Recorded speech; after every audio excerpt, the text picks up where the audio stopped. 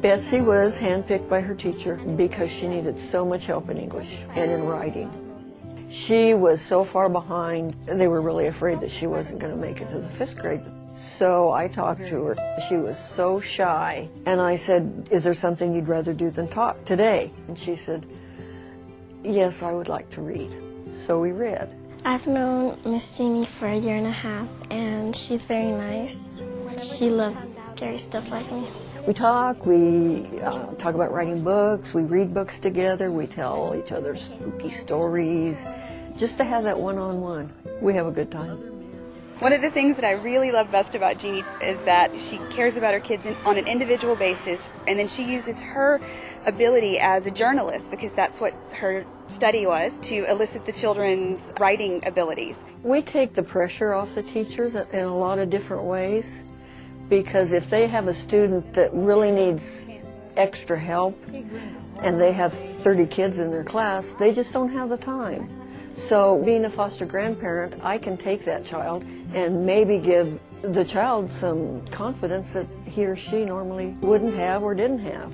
Foster Grandparents program is important because it shows the children that there is somebody not related to them that cares.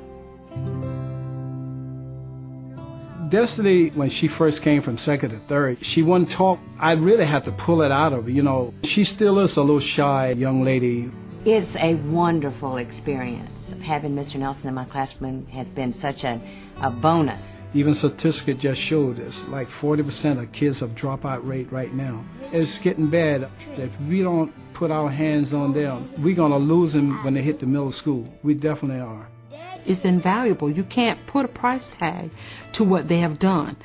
Without them, a lot of our children would probably fall through the cracks. But with our foster grandparents, they come in and they have saved lives.